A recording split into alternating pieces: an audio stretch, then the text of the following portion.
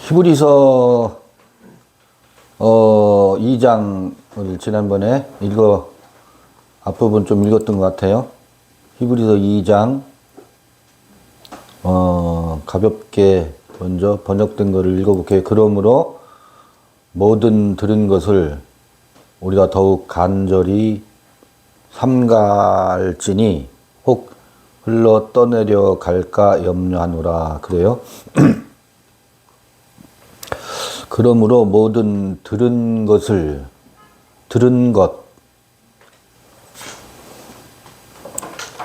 아코오 들은 것을 어떻게 하라고요? 더욱 간절히 삼갈지니 혹 흘러 떠내려 갈까 염려하노라. 그래요. 근데 들은 것이라고 할 때 내가 들은 거잖아요. 들려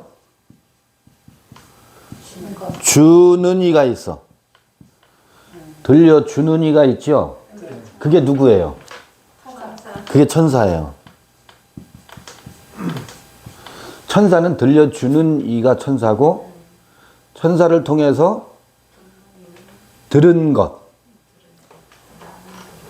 그렇죠?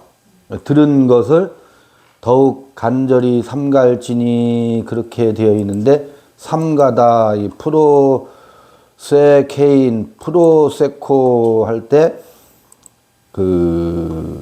삼가다, 유의하다, 주목하다, 전념하다, 조심하다, 관심을 가지다, 들은 것을 어떻게 하라고요? 주목하여 관심을 가지래요. 그렇지 않으면 그게 흘러서 그냥 떠내려갈까 염려한다. 이렇게 얘기하고 있어요. 천사들로 하신 말씀이 견고하게 되어 모든 범죄함과 순종치 아니함이 공변된 보응을 받았거든. 이게 옛날 개역성경이 이렇게 번역되어 있죠. 천사들로 하신, 천사들을 통해서 하신, 들려진 말씀이죠. 아하, 여기서 우리가 알 수 있는 것이, 이게 천사로구나. 천사의 역할이 이거구나. 근데 천사는 두 종류의 천사, 글쎄 두 종류라고 해서 맞을지 모르지만 두 종류의 천사가 있어요. 하나는 처음에는 반드시 밖에서 들려줘요. 처음에는 밖에서 들려줘요. 그래서 천사는 어디에 있어요? 밖에 있어요. 밖에서 들려준다고. 그러니까 좋은 소식을, 굿뉴스를 들려주는 이가 천사예요. 그런데 이 천사의 소리를, 밖에서 들은 소리를 안에서 들려줘요. 내 안에서 들려준다고. 들은 소리를 다시 들어요. 이해되셔요? 네. 들은 소리를 다시 들어. 그래서 천사는 안에 있어요. 안에 있어요.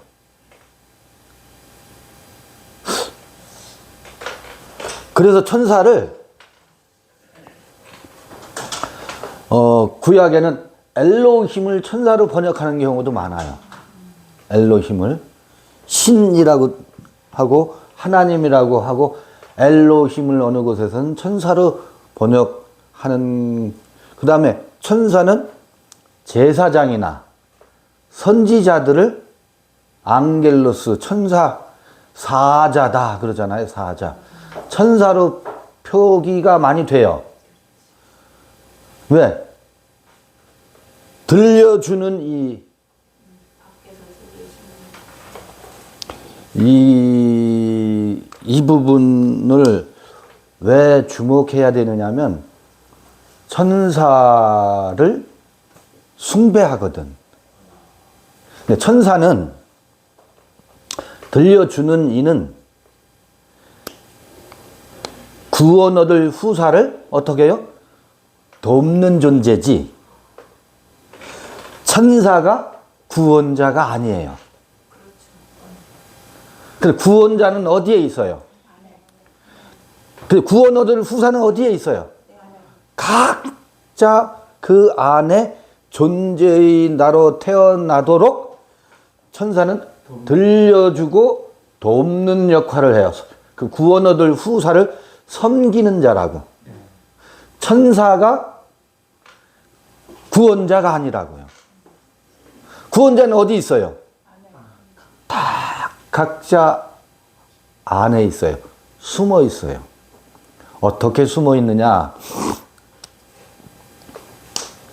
이를테면 지금 이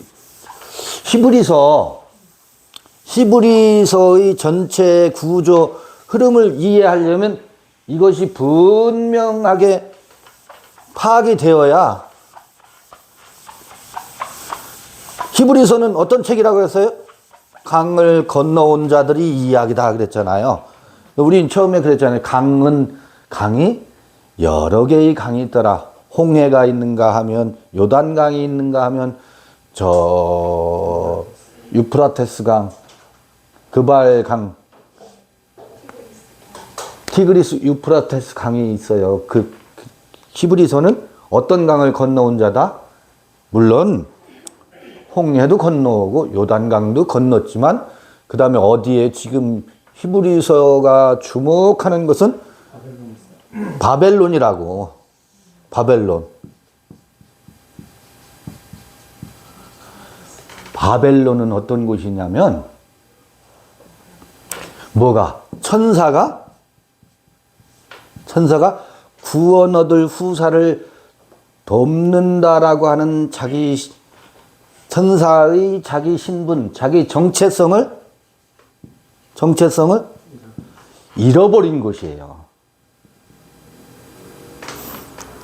천사가 구원 얻을 후사를 돕는 자인 자기 역할을 망각하고 뭐해요?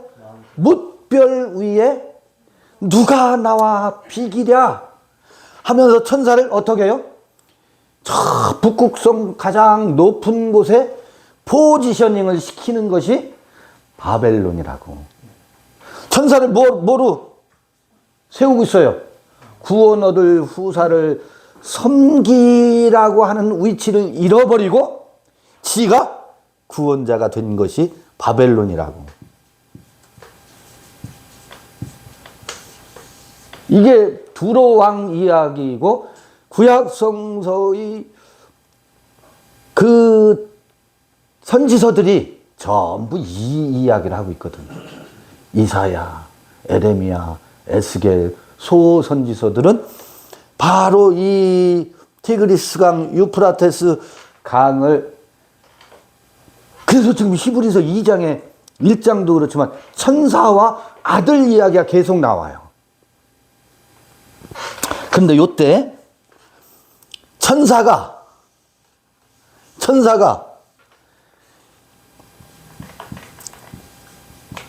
영광을 얻어.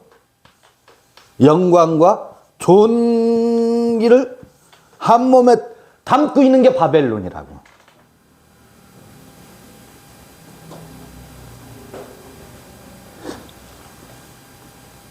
이거 묘한 일이에요. 봐요. 그럼 이게 예수와 제자들 사이에서는 어떤 분위로 나타나는지 한번 보자고요. 예수는 막바지에 제자들이, 예수는 천사예요. 제자들에게는 천사라고. 좋은 소식을 알려주는 이라고. 근데 예수는 그리스도예요. 또 예수 그리스도 주는 그리스도시요 살아계신 하나님의 아들이십니다 하면서 제자들이 그 얼마나 멋들어진 고백을 해요. 이거 제가 주는 그리스도시요 살아계신 하나님의 아들이십니다라고 하는 베드로의 고백을 수없이 인용하고 있을 거예요, 아마. 제 맨 처음 제가 쓴 책이 베드로의 고백 그 허와 실이었거든. 그게 이 이야기였거든. 이 이야기거든. 봐요. 주는 그리스도시요 살아계신 하나님의 아들이십니다. 문장으로서는 흠이 없어요. 근데 제자들이 상태는 예수를 무엇으로 삼고 있느냐 하면 예수에게 최고의 찬사, 최고의 영광과 존귀를 예수에게 보내고 있어요. 그 이스라엘 민중들도 그러고 있어요. 호산나 찬송하리로다 이스라엘의 왕으로 오시는 이여. 이 머리에 무엇을 씌우고 있어요? 왕의 호칭을 부르잖아요. 왕이라는 영광을 씌우고 있죠. 세상 임금의 관을 씌우고 있다고, 머리에. 박수를 치고 환호하는데 그게 뭐라고? 이 영광과 보내는 존귀가 예수를 바벨론의 뭇별들 위에, 북극성 위에 가장 찬란한 별로, 북극성으로, 뭇별들 위에 가장 빛나는 북극성으로 삼고 있어요. 영광과 존귀로 예수에게 관을 씌우고 있다고. 근데 그게 뭐라고? 그게 가시 면류관이에요. 그게 시 하나죠. 그러니까 제자들은 예수를, 천사 예수를 이렇게 하면 또 아니 예수가 천사냐, 하나님의 독생자 아들로 하나님이 육신을 입고 이 땅에 오신 하나님의 아들이시지 어찌 천사라 말한단 말이요. 요즘 요 이야기를 따라오던 사람들은 저 회개하도다, 회개망측하도다 그럴 거예요. 예수가 그리스도라고 하는 것은 예수가 그의 아들 되신다고, 그리스도일 때. 그런데 제자들이 고백하는 요 타임에는 그 그리스도라는 것이 세상 임금 그리스도로 같은 그리스도인데, 기름 부음인데 환원시키고 있다고. 이 그리스도가 그 그리스도가 아니야. 제자들이 그리스도는 세상 임금 그리스도야. 그래서 이때 이 영광과 존귀가 있어요. 이 영광과 존귀는 바벨론의 영광과 존귀예요. 이게 모든 인생들이 한번 빠지는 함정입니다. 이 영광과 존귀로 관을 쓰고 나서야 비로소 예수는 뭐가 되시냐면 이 영광과 존귀를 십자가에 매달아요. 그걸 고난이라 그래.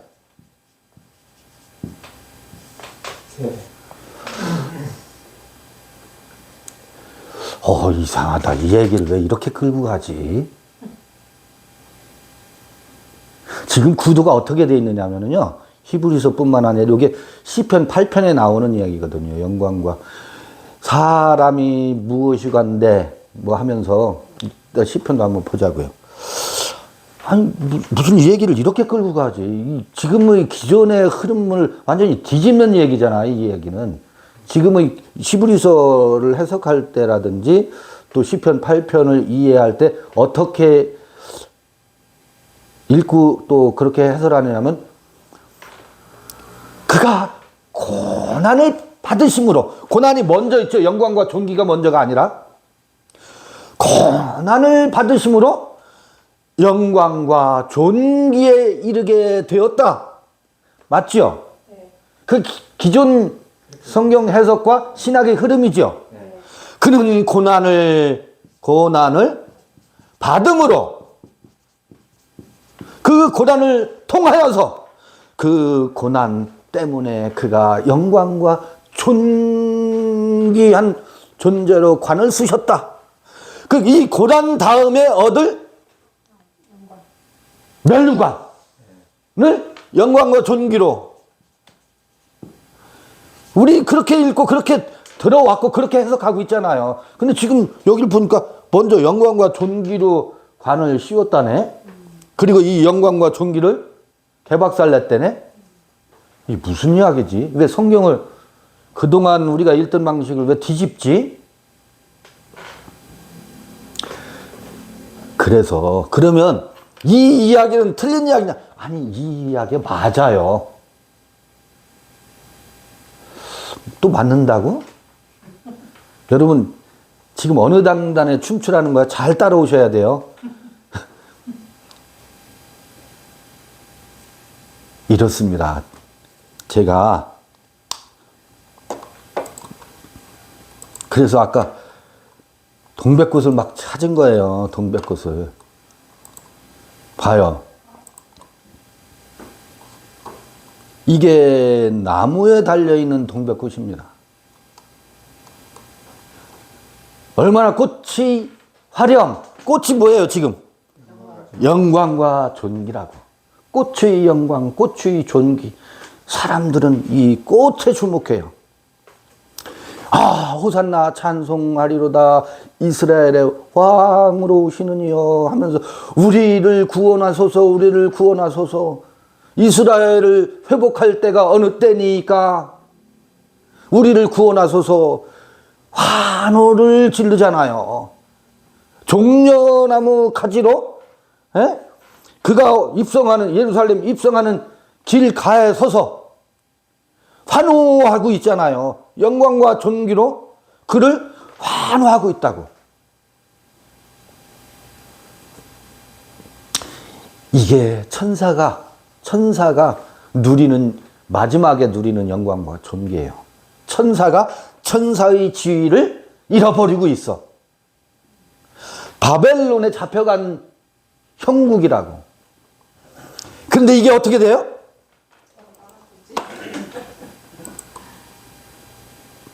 꽃을 보여드릴게요. 저 화려한 영광과 존귀의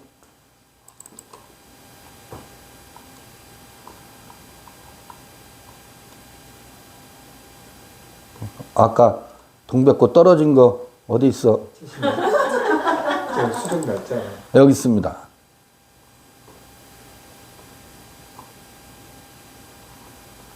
동백꽃이 땅에 떨어졌어요. 확 떨어져도 이뻐. 동백꽃은 이파리가 떨어지는 게 아니라 그냥 송이가 그냥 후둑 툭 떨어져. 야, 그런데요. 이 영광과 존귀 속에 품고 있는 게 있어요. 사람들은 이 꽃의 영광과 존귀 있잖아요. 이게 우리를 어느 때 우리를 구원하시나이까 하면서 그 꽃을 향해서 환호작약하잖아요. 사람은 전부 꽃에 시선이 가 있어. 그 꽃에 시선이 가 있을 때 어떻게 해요? 꽃을 땅으로 후두둑 떨어뜨려요.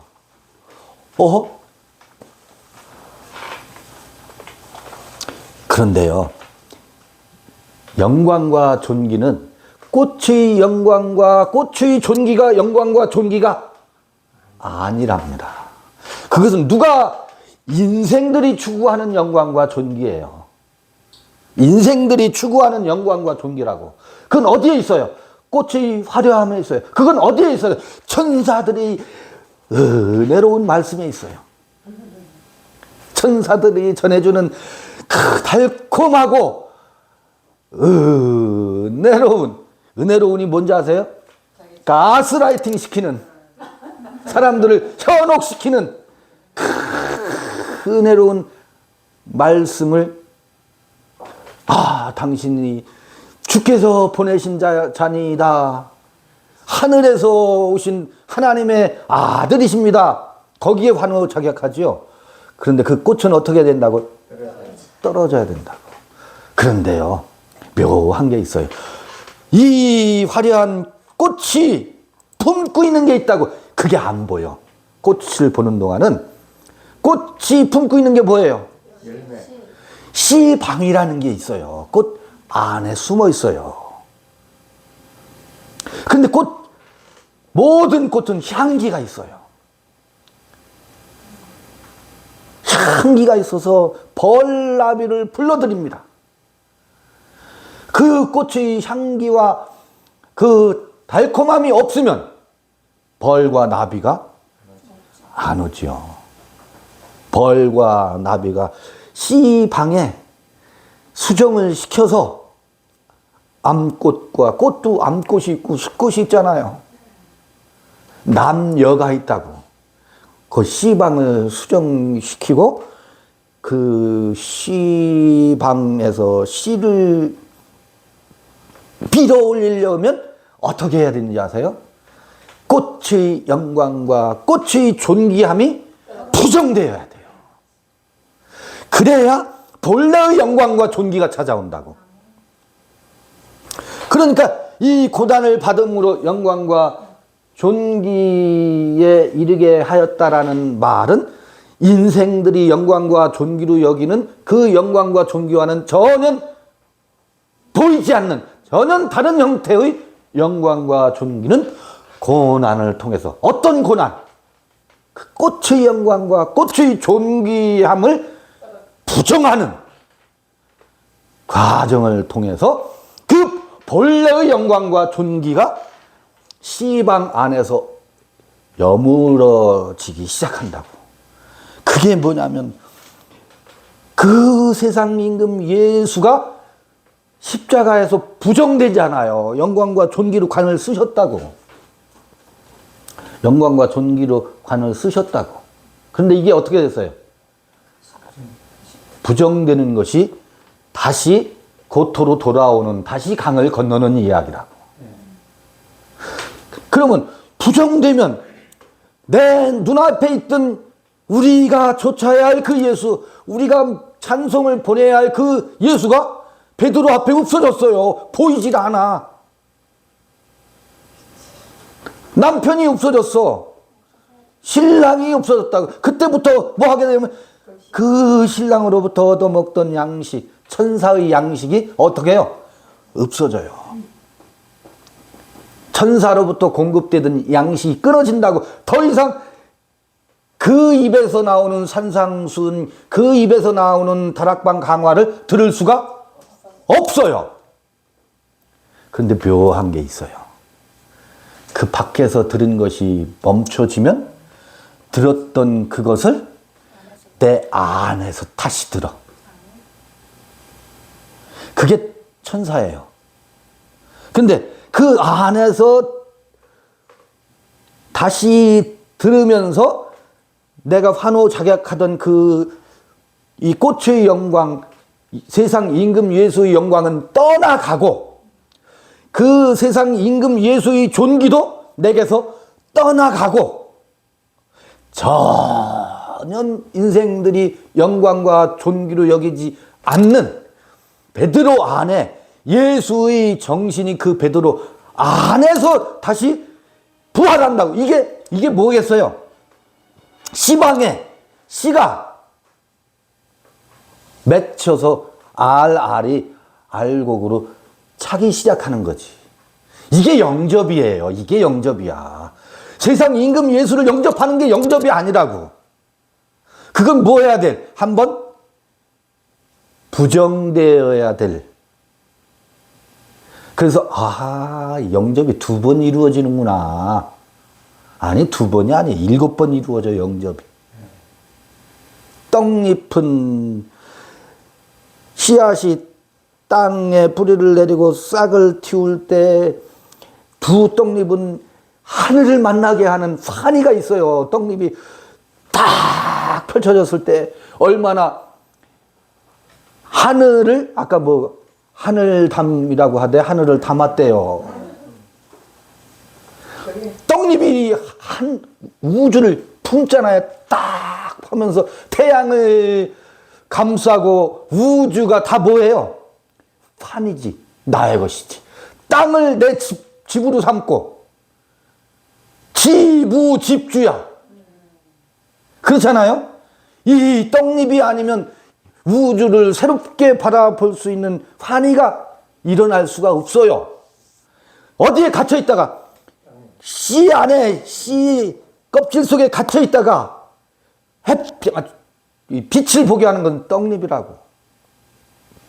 그러니까 여기가 좋사오니 여기에 초막 집을 짓고 우리가 여기서 머무십시다. 그 환희가 너무 좋으니까. 그렇게 되면 어떻게 돼요?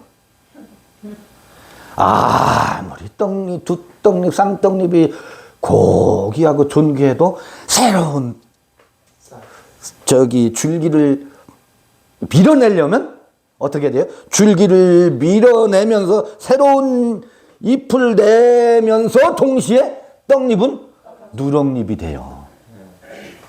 이게 화목제사예요. 이게 화목제사라고. 늘 앞에 물은 뒤에 물이 출렁이면 밀려가게 돼 있어요. 이게 화목제의 원리라고. 그러니까 그 쌍떡잎의 환희와 환호성 그것을 뭐하고? 뒤로 하고. 아무리 그게 나는 구원받았네 난리를 친다 하더라도 홍해를 건너서 너무 좋아서 홍해 바다 건너편 건너와서 그 강변에다가 텐트 치고 전 붙이고 막걸리 따라가면서 여기가 좋사오니 할 수 있어요 없어요? 가야지 뚜벅뚜벅. 그래서 여기까지 왔다고 지금 히브리서는 여기 얘기라고. 여기서 명확하게 구분되잖아요. 무엇이? 꽃의 영광 속에 우리에게 꽃이 품고 있었던 것이 있다고. 감추어져 있는 게 있었다고. 그거는 드러나지 않았어요. 근데 감추어진 그것이 드러나는 것. 비로소 처음엔 보잘 것이 없잖아요. 꽃의 영광하고 같게서 열매가 맺힐 때 그건 처음에는 없는데 점점 커져서 탐스러운 열매가 되잖아요. 요 꽃 속에 숨고 꽃이 품고 있었던 그것이 열매로 드러나는 것이 그걸 진리라고 해요. 생명이 생명으로 드러나는 것을 알레데이아. 그걸 계시라고 한다고. 계시는 어느 날 갑자기 그렇구나. 그 깨달음을 계시라고 하는 것이 아니라 숨어있던 그 열매가 어떻게 해요? 열매로 드러나는 것이 계시고 이게 고난을 통한 영광과 존귀라고. 고난을 통해서 고난을 지나고 나서 얻게 되는 영광과 존귀라고. 이때의 영광과 존귀는 고난 받기 전에 영광과 존귀고. 그런데 이 사람들은 여기에 다 취해 있어요.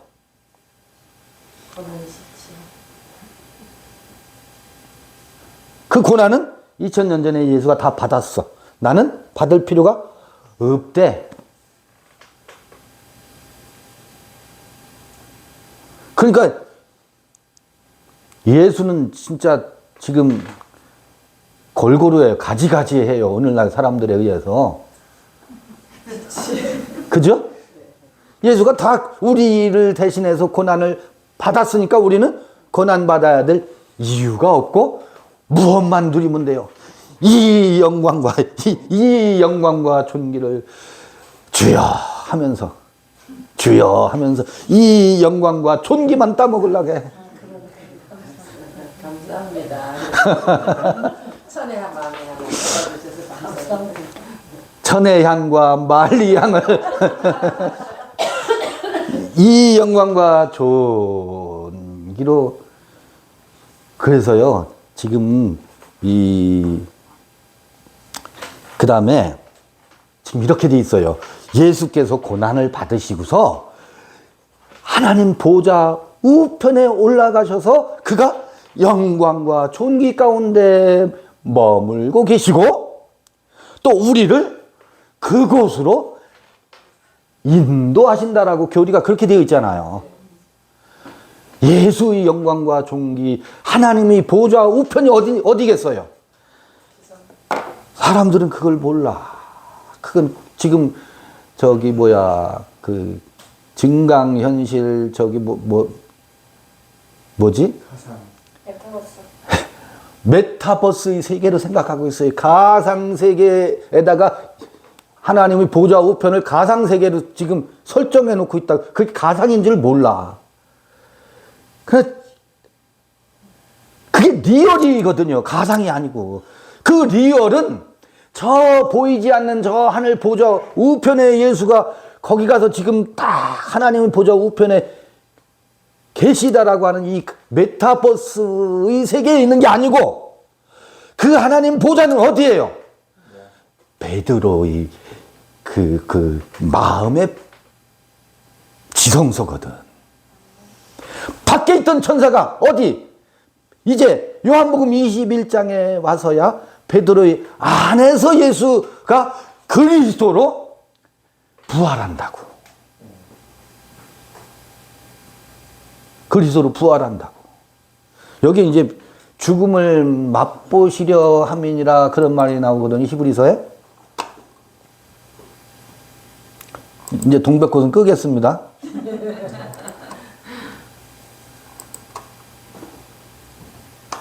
히브리서에 이 죽음을 맛보려 하심, 죽음을 맛본다. 그 죽음은 어떤 죽음이냐면 다나토스거든요. 예수가 죽음을 맛본다라는 것은 십자가의 이 고난도 죽음을 맛보는 것이지만 그 전에 죽음을 맛보고 있어요. 무엇으로? 제자들에 의해서 선악의 나무로 다나토스의 죽음을 맛보고 있다고. 세상 임금이 된 거예요. 그게 가시면류관을 쓴 거거든.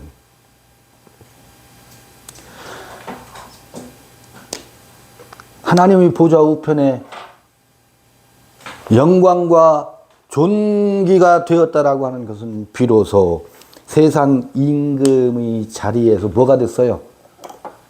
베드로 십자가 사건 후에 마가의 다락방에서 베드로의 그 심전에 아니 그 거룩한 예루살렘 성에 저 땅에 있는 예루살렘이 아니라 위에 있는 예루살렘, 그 위에 있는 예루살렘이 어디예요? 베드로 안에 있는 예루살렘. 자유자 예루살렘. 그곳으로 뭐 했다고요? 전입신고를 한 것이 그게 영광과 존귀로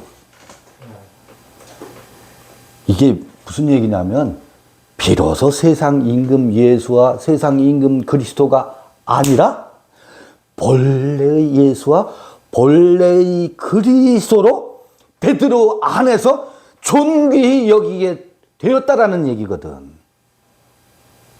그러면 요 전에 세상 임금 예수로 영광과 존귀는 이게 욕보임이라고.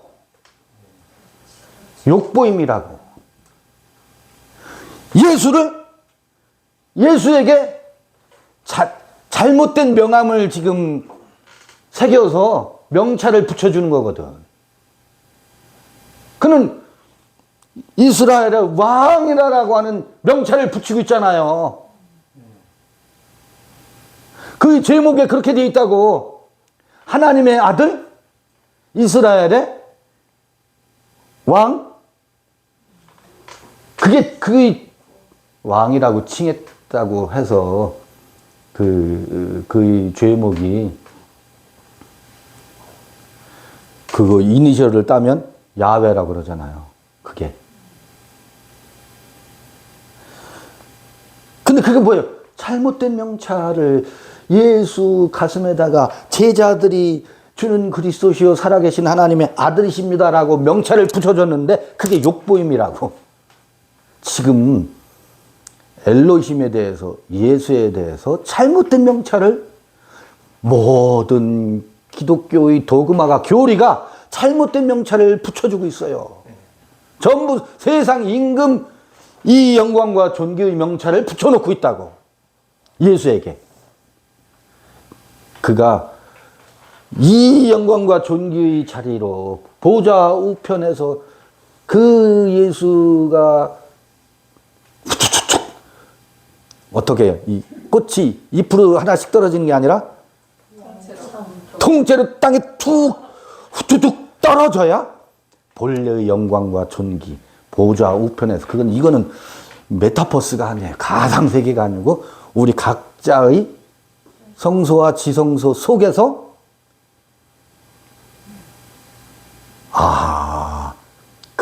그것을 돕는 천사였었구나. 각자 안에서 거룩한 것과 거룩하게 하시는 이와 거룩함을 입는 이가 하나가 된다 그러잖아요. 하나가 된다고 하잖아요. 거룩하게 하시는 이와 거룩하게 하심을 입는 우리가, 그 거룩하게 하시는 이는 어디 있어요? 보좌 우편에 있지. 근데 그때 그럼 천사는 어디 갔어? 그때 천사는 어디 갔어요? 천사는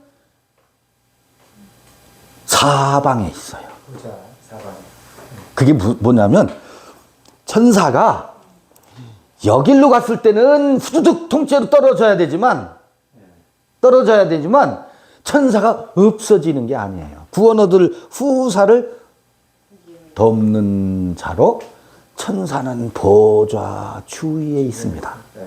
주위에 있어서 언제든지 천사는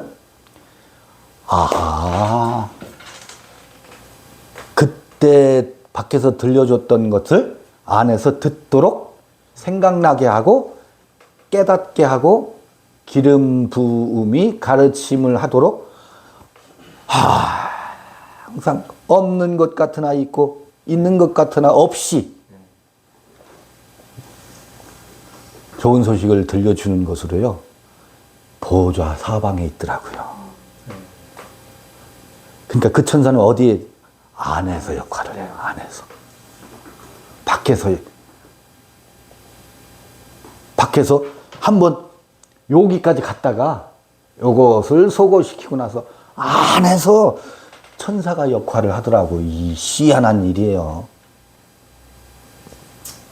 요게 명확하게 구분되어야 교통정리가 돼요. 천사와 아들의 관계가. 그리고 읽혀져요. 이 책들이. 그러니까 영광과 존귀도 이렇게 둘로 나누니까 분명해지죠? 그러면 저가 잠시 천사보다 못하게 하셨대. 그게 뭐예요? 천사보다 못하게 한 게 뭐예요? 이게 천사거든. 이게 천사예요. 이 바벨론에 잡혀간 것이 이걸 마귀라고도 하고 사탄이라고도 하지요. 천사가 타락했다 그러잖아요. 전부 신화처럼 얘기한 거죠. 옛날 옛적에 있었던 얘기로 하잖아요. 이게 천사가 타락한 거예요. 하나님을 대적하는 거라고. 이거 리얼이지. 오늘도 지금도 수많은 곳에서 우리 안에서 일어나고 있는 리얼이지. 이게 어디 옛날 옛적에 있었던 일이냐고. 지금 우리의 정신의식 세계에서 항상 이 대적과 이 반역과 이 안티가, 이 적그리스도가 아무개 단체가 적그리스도가 아니라고. 우리 안에서 이 적그리스도가 늘 이렇게 승했다가 떨어져가는 이 그림, 이 이야기가 기록되어 있는 거거든요. 오호, 그렇구나. 그런데 천사보다도 못하게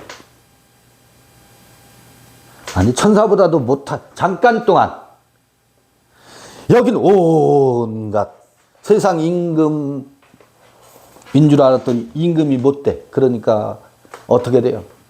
못 박으소서, 못 박으소서. 군중들이 돌변을 해요. 왜 못 박으소서 하는 줄 아세요? 이 영광과 존귀를 갖다 바치는 이유는 뭔지 아세요? 그 영광과 존귀로 우리에게 달라라는 거거든. 당신은 영광과 찬양을 받으시기에 합당하십니다. 호산나 찬송하리로다가 왜 그게 그 노래가 뭔지 아세요? 그 찬송이 전부 뇌물입니다. 뇌물. 그 찬송이 뇌물이라고. 왜 당신은 하나님의 아들이시고 영화로우신 분입니다. 라고 왜 하는지 아세요? 당신을 내가 믿을 테니 그 영화와 영광을 우리에게 주소서거든. 전부 뇌물이라고요. 찬송을 그쳐야 돼. 이 찬송이 그쳐야 되고 이 박수가 끝나야 된다고. 근데 보니까 그게 아니래네. 그게 아니고 인자가 예루살렘에 올라와서 장로들과 대제사장들에게 고난을 받아야 된다니까. 안색이 변해. 제자들과 이스라엘 민중들이 뭐 해요? 그때는 천사로 대접하는 게 아니고 우리가 사기당했다 하면서 못 박으소서, 없이 하소서, 없이 하소서, 못 박으소서, 못 박으소서. 이 그림이 이렇게 돼 있다고요. 그래서 선악의 정점에 가는 것이 선악의 정점에 예수가 무슨 나무가 돼서 생명나무가 아니라 선악나무로 삼았다고 제자들이 예수를. 그런데 그 선악나무의 정점에서 이 나무를 베어버리잖아요. 이때 침을 뱉는다고. 그 천사로 대접하다가 그게 뭐예요? 아까 동백꽃이 툭툭 떨어지는 것과 똑같이.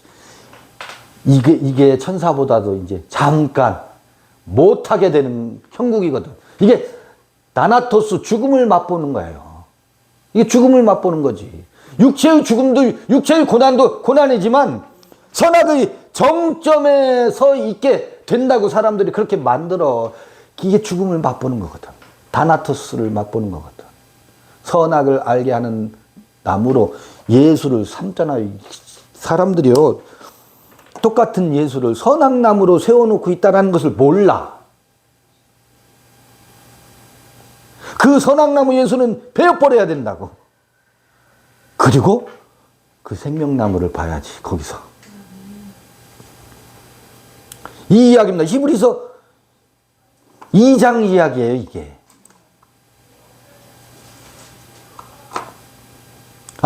그럼 2장 이제 8절 정도 읽어볼게요. 만물을 그 발 아래 복종케 하셨느니라 하였으니 만물로 저에게 복종케 하셨은즉 복종치 않은 것이 하나도 없으나 지금 우리가 만물이 아직 저에게 복종할 것을 보지 못하고 오직 우리가 천사들보다 잠깐 동안 못하게 하심을 입은 자 곧 죽음의 고난을 받으심을 인하여 영광과 존귀로 관세신 예수를 보니 이를 행하심은 하나님의 은혜로 말미암아 모든 사람을 위하여 죽음을 맛보려 하심이라. 만물이 인하고 만물이 말미암은 자에게는 많은 아들을 이끌어 영광에 들어가게 하시는 일에 저희 구원의 주를 고난으로 말미암아 온전케 하심이 합당하도다. 거룩하게 하시는 자와 거룩하게 함을 입은 자들이 이 얘기는 다 아까 다 하나여서 난지라. 그러므로 형제라 부르시기를 부끄러워 아니하시고 이르시되 내가 주 이름을 내 형제들에게 선포하고 내가 주를 교회 중에서 찬송하리라 하셨으며 또다시 내가 그를 의지하리라 하시고 또다시 볼지어다 나와 및 하나님께서 내게 주신 자녀라 하셨으니 자녀들은 혈육에 함께 속하였음에 그도 또한 한 모양으로 혈육에 함께 속하심은 사망으로 말미암아 사망의 세력을 잡은 자 곧 마귀를 없이 하시며. 마귀 아까 없애졌죠? 네. 없이 했죠? 이게 마귀를 멸하는 방법이에요, 이게. 이게 마귀를 멸하는 방법이야. 베레아에서 맨날 하는. 근데 우리가 지금 10절 같은 거를 너무너무 잘못 읽고 있어요. 만물이 인하고 만물이 말미암은 자에게는 많은 아들을 이끌어 영광에 들어가게. 이게 만물이 그로 말미암고 만물이 그로 인해서 이루어졌다라는 것을 너무너무 잘못 읽고 있어요. 이거를 뭘로 하겠어요? 예수 그리스도께서 그는 하나님의 아들이시고 말씀으로 우주 만물을 창조하시고, 이걸 무엇으로 삼느냐면 이때의 영광과 존귀, 세상 임금을 삼는 구실로 이 만물이 인하고 만물이 그로 말미암았다라고 하는 게 그런 뜻이 아닙니다. 그게 무슨 얘기냐면 만물이 그에게 복종한다는 말이 무슨 말이겠어요? 만물이 어디 그에게 복종해요? 사람들을 한번 봐보세요. 그에게 복종하는 인간들이 있나? 다 자기 욕심을 이루려고 하지. 무슨 얘기냐면 만물이 그로 말미암았다라고 할 때의 만물은, 이것도 제가 좋아하는 베드로를 통해서 설명할 수밖에 없어요.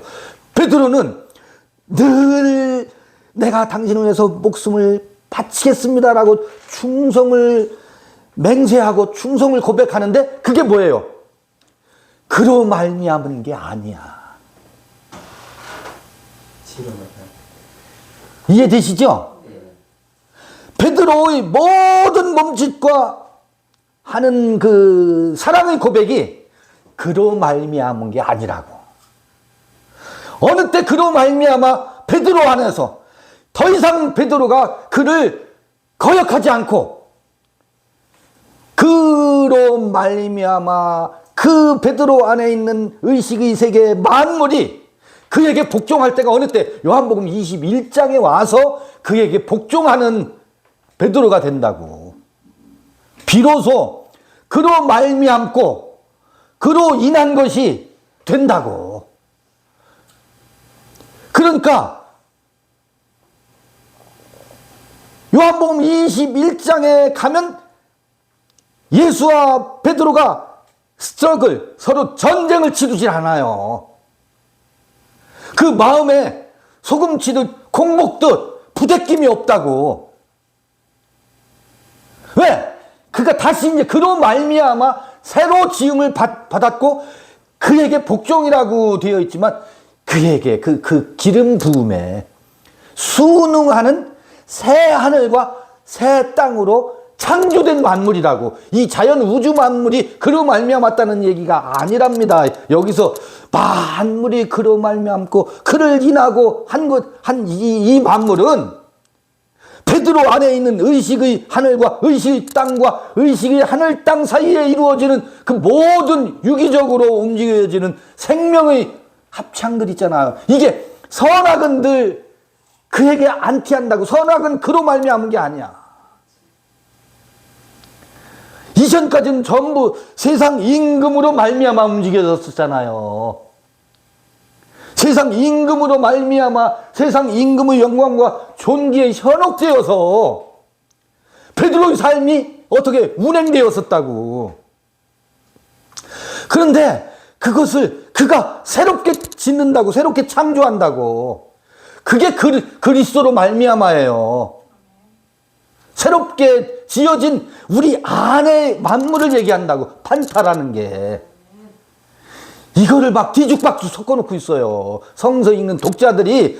이때 이 만물이 인하고 만물이 말미암은 자에게는, 사람을 얘기하잖아. 자에게는 많은 아들을 이끌어 영광에 들어가게 하시는 일에 저희의 구원의 주를 고난으로 말미암아 온전케 하심이 합당하도다. 이렇게 번역되어 있는데, 어떻든 갑자기 만물이 인하고 만물이 말미암은 이 얘기를, 우리 예수는 이렇게 고난을 받아서 영광과 존귀로 관을 쓰시고 보좌 우편에 앉으셔서 만물을 짓고 만물을 다스린다. 세상 임금으로 다시 삼는 구실로 이거를 쓰고 있다고. 그게 아니거든요. 이때 만물은 뭐예요? 우리 각자 안에 있는 이 내면, 아니 지성소가 하늘이고 성소가 땅이잖아요. 왜 갑자기 이런 얘기가 나오면 다시 예수를 세상의 임금 삼는 구절로, 그래서 다시 이 찬송 받으시기에 합당하십니다, 이 노래를 불러대는데 이런 구절들을 쓰고 있느냐고, 해석하고 있느냐고. 이게 확실해지지 않으면 이 성경 읽는 독자들이 또 가다가 잘 나가다가 이상한 데로 빠져요. 천지 창조론, 창조주 하나님 이 사도신경 고백 때문에 이 사도신경적 신앙이 전부 만물하면 우주 창조의 물질 창조의 만물이, 물질 세계는 이미 그것이 그러하도록, 온전히 그러하도록, 그래서 자연이라고 하잖아요. 스스로 그러한 존재로 만들어져 있다고. 그거를 거역하는 것은 누구만이 거역해요? 인생들만이 자기 안에서 안티하고 있거든. 그래서 그런 말미암은 우리 의식의 하늘과 의식의 땅과 의식의 하늘 땅 사이에서 창조되는 그 수많은 우리 내면 세계의 생명의 요소들, 이거를 판타라고 한다고. 여기서 모든 이야기와 모든 텍스트는 그거를 지시하고 있지. 이게 우상 숭배하는 구실로 이런 것들을 해석하는 것, 저는 아니올시다, 반대합니다. 그것을 소리 높여 이 연사 외칩니다. 그게 아니지 않습니까?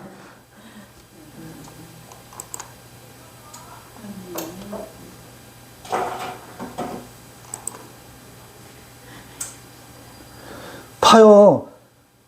14절 같은데 자녀들은 혈육에 함께 속하였음에 그도 또한 한 모양으로 혈육에 함께 속하심은 사망으로 말미암아 사망의 세력을 잡은 자 곧 마귀를 없이 하시며, 마귀를 없이 하신 장면 확실하죠. 또 죽기를 무서워함으로 일생에 매여 종노릇한 모든 자를 놓아주려 하심이니, 이게 뭐예요? 이삭을 낳으려 하심이니, 자유와 생명의 노래를 부르게, 이게 만물이 그로 말미암는, 이는 실로 천사들을 붙들어 주려 하심이 아니요 오직 아브라함의 자손을 붙들어 주려 하십니다. 천사들을 붙들어 주려 함이 아니에요. 천사들이 역할이 어디에 있는지를 명확히 하지 않으면 천사들이 소리가 구원인 줄 알고 그 영광을 독차지하려고 한다고. 근데 봐봐요. 이는 실로 천사들을 붙들어 주리 하심이 아니요 오직 아브라함의 자손을 붙들어 주려 하심이라. 요게 교통정돈이 안 돼서 바벨론에 늘 이 함정에 빠져. 북방에 잡혀간다고. 영지주의에 사로잡힌다고. 그러므로 저가 범사의 형제들과 같이 되심이 마땅하도다. 이는 하나님의 일에 자비하고 충성된 대제사장이 되어 백성의 죄를 구속하려 하심이라. 자기가 시험을 받아 고난을 당하셨은즉 시험 받는 자들을 능히 도우시느니라. 이렇게 이 뒤에 이런 17절, 18절 설명을 덧붙여도 좋을 부분인데, 그럼 진도가 안 나가지니까 이렇게 읽는 것으로 2장은 일단 마치겠습니다. 2장을 마치고 쉬었다가 3장 읽도록 하죠. 네, 잠시 쉬겠습니다. 수고하셨습니다. 네, 일단 이거 마무리 하시고.